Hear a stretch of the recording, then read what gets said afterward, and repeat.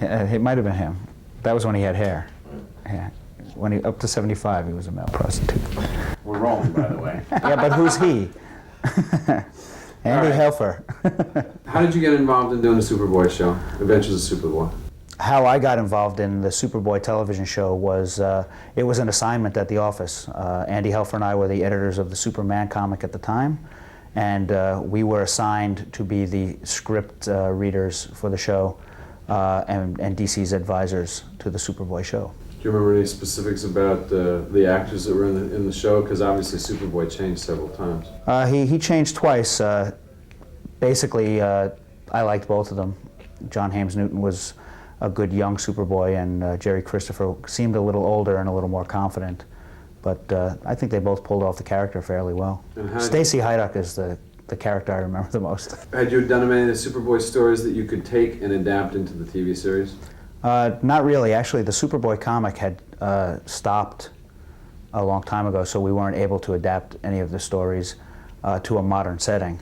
And most of the Superboy stories in the comics involve time travel and things like that, so it was a little more expensive to do. So I think that we wanted to try to focus the series more on character and what it was like in college, which was an era in Superman and Superboy's life that we hadn't seen a lot of.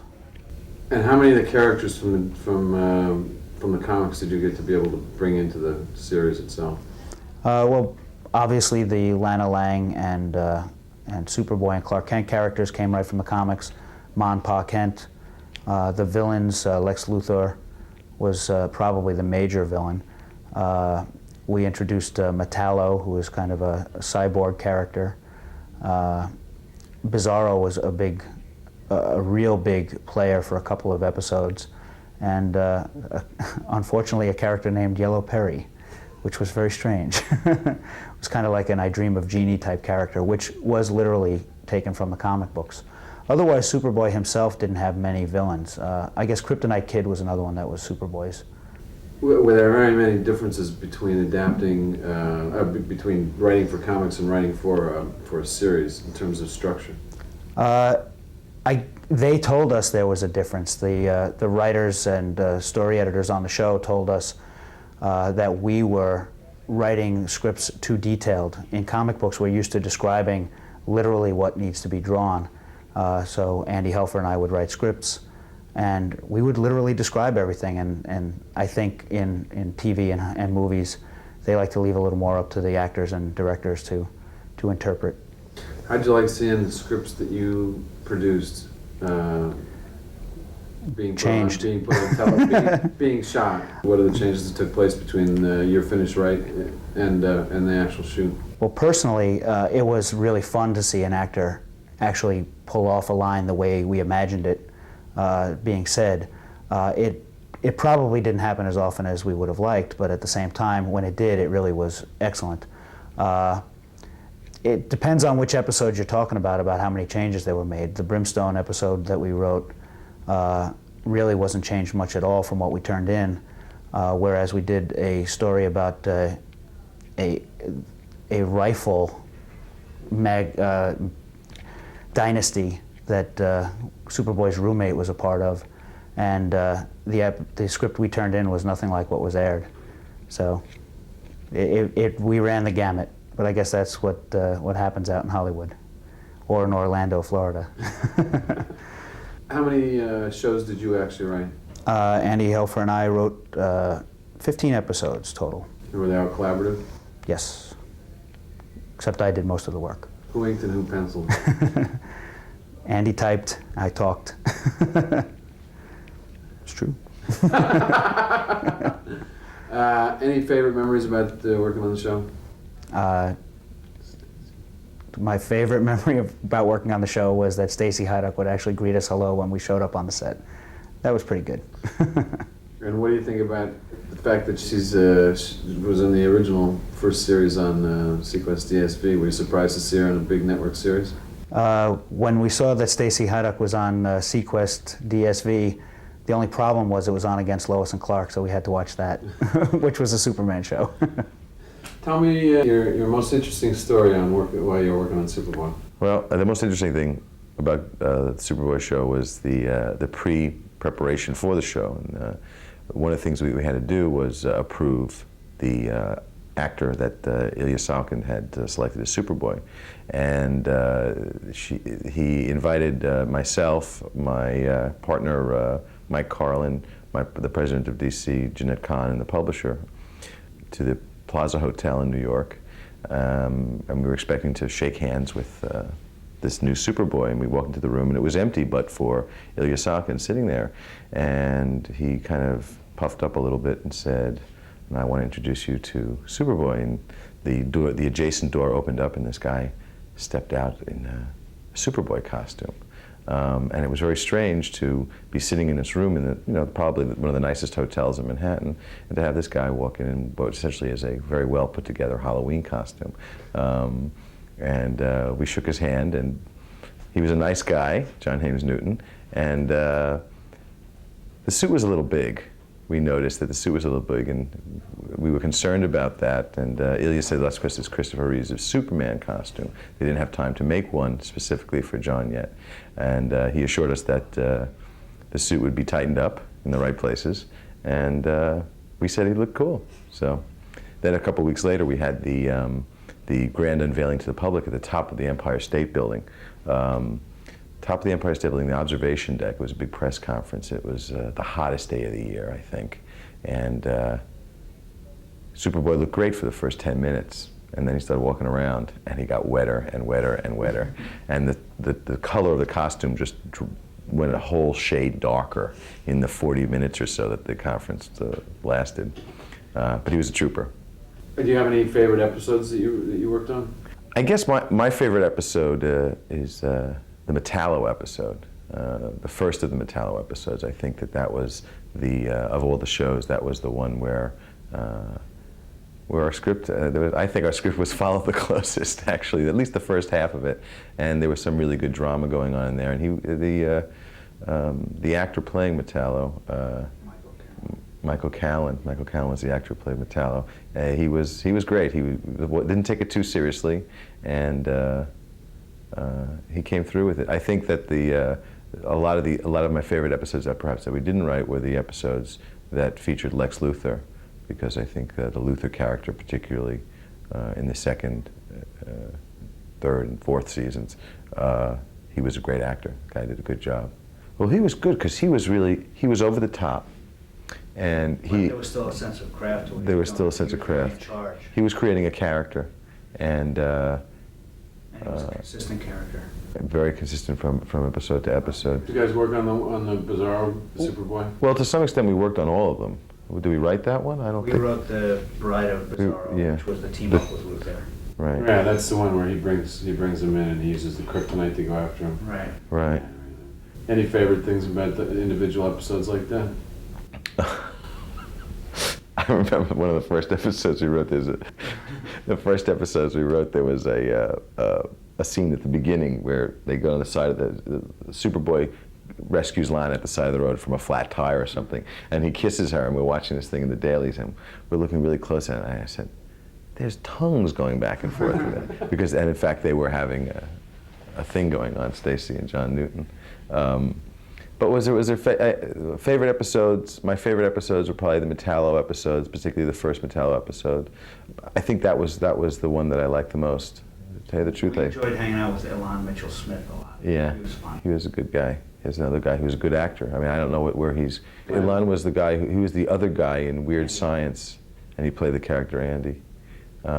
He starred with Hall. What's his name? Andy McAllister. Andy McAllister was the character's name. Now I know Julia Pister, who's the producer of the show, made a concerted effort to try and change the second or third series. Third and fourth season were real different. A little bit more retro, a little bit more kind of set in a specific time, and a little bit more kind of. Well, I think the third and fourth season episodes were smaller. They were more intimate in general. And that had a lot to do with Stan Berkowitz. And I think it definitely had a lot to do with Stan. Stan, I think, gave the show a real center that it perhaps did not have in the first two seasons. And that was also when Julia took over, so she was good. Yeah. I mean, and then it was also Mark DeMatteis was working on it. In the third and fourth season, the shows became smaller, perhaps because of budgetary concerns, but at the same time, you got a much better sense of character, and the characters really coming alive in the third and fourth episodes. And it was kind of a shame that the season, it wasn't a fifth season, because I think that it really hit its stride from a character point of view. I guess there's a lot of shows, I can think of Star Trek, you know, that kind of wandered around for the first season or two, and then suddenly it starts to click in the third or fourth season. And I think we were actually on a roll by the end, by the third season. Things were picking up. I think it takes a while for, particularly an ensemble cast. Deep Space Nine was a good example. It took about for me, I didn't even watch the beginning of seasons, and then it took a while to get together. Do you think that the fact that they changed the lead character in the series helped the series and kind of got more cohesion in terms of the overall cast? I think Gerard was a bigger guy. He didn't have the uncertainty that John had as a character. I mean, in a larger sense, everybody on the show realized that, you know, just because it was Superman, it didn't have to have these huge effects, which you really couldn't accomplish with video anyway. And, you know, when John's episodes were airing, we were constantly trying to figure out ways to wow the viewer visually with some crazy effect. And then when we went to Gerard's episodes, we were saying, be a character, we want to focus on you as a character. And it was more a question of the tone of the scripts and how they were applying to the talent, to the actors, than the actors themselves. I think Gerard had an opportunity to flex a lot of muscles that John was never given, because he had to pick up a car or something that probably spent half the budget trying to work out, or doing in post-production some big effect. The later episodes, you know, I remember the shows where, you know, Superman's in the bottom of the cave, trapped in the bottom of the cave, and it's like, that was one of the better episodes, because we had come to an understanding of the character, and the actors, I think, had an understanding of the characters, and the fact that their characters were important to the story, as opposed to just being the thing that holds up the bridge, or the thing that screams when the bad guy comes at it. So I do think that in the later seasons there was definitely more meat on the scripts. I know I was happier with our scripts. Did you get a chance to visit the set at all?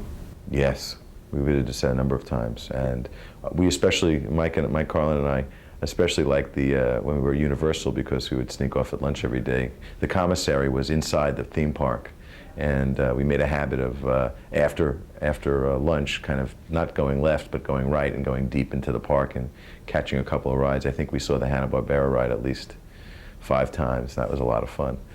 So it was good, because unlike Disney, where they were kind of the season with Disney, where we were kind of quarantined off on the side, but also you know, there would be cars that would come by, little trains would come by with people looking at you doing the show. You were definitely under the microscope by the visitors to the MGM tour park. At Universal, we had real free access to the whole park, and we had a lot of fun. I think we definitely caught most of the rides. When you showed up at the set, did anyone know who you guys were? Oh, the people at the set were fabulous. Everybody was very friendly. I used to get my hair cut every trip by the people there, by the makeup people, and they used to make a big thing of it. We'd have photo opportunities of Superman trimming my hair. We did a book, the DC 60th anniversary book, and they did not use pictures of any of the people. I don't think there's a photograph of any of the staff people in there, but there is a picture of me getting his hair cut, getting my hair cut by Superboy that Mike took.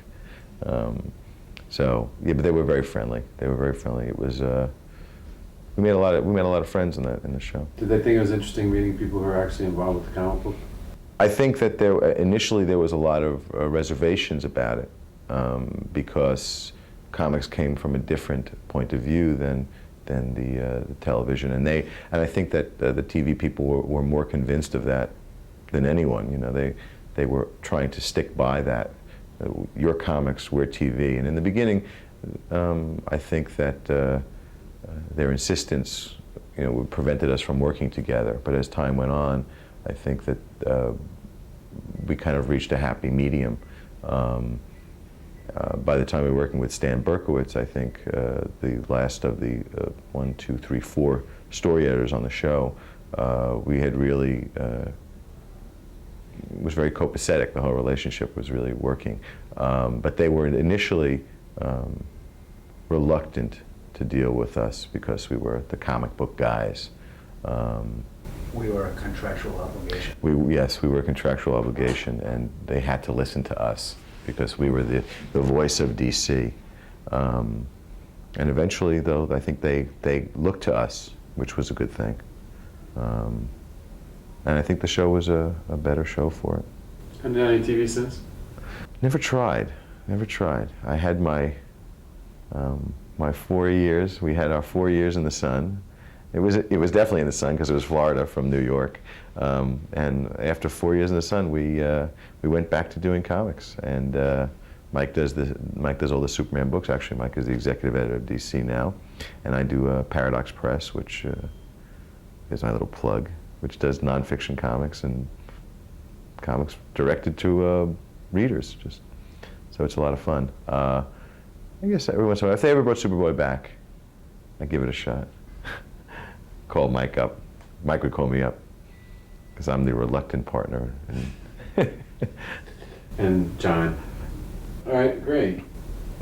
We pushed him to Yeah, be like that's Jack true. Nicholson. That's true. But he had a real rubbery face. He had a shit-eating grin that you couldn't beat. Yeah. He was really good. Very sardonic. Yeah, he was. Sherman. That's why. And That's what he had that sarcasm when he kind of turned and he had Yeah. to read. But when he was really raging, there was a real terror in what he was Yeah, up to. he was really definitely. He had that. He was always the Sherman Howard character of Lex Luthor. He was always on the edge. He was always bubbling, you know, and there was an anger in the character that you could see far in the distance, and then it would slowly emerge. But he would also obviously, as an actor, was having a lot of fun in the part, and he was really kind of hamming it up. And you know, as Mike points out, that it was after Batman, and Jack Nicholson had done his turn on that kind of character with the Joker, and I think that there's a little bit of the Joker in his Lex Luthor. But he was probably one of the strongest actors, if not the strongest actor on the show. It seemed that he had the most experience. He could play to the camera in ways that the other actors were just kind of figuring out. And from the moment he started, it was you just knew he was spot on. And I guess that's a kind of a British expression. He was spot on with the character, and we all wanted to use him. And I remember at some point DC said, "Wait a second, you can't keep on using Lex Luthor. You can't make him the recurrent villain because we're giving him to you, but he's a Superman villain. We're letting you use him." And DC actually had to say no more than 4 episodes a year, whatever they said, because the character was so strong. I think there was a danger of it becoming the Lex Luthor show. You know, we had a lot of fun. Villains, you know, heroes are only as good as their villains, and once we clicked in with Lex Luthor, I think we had a stronger Superboy for it.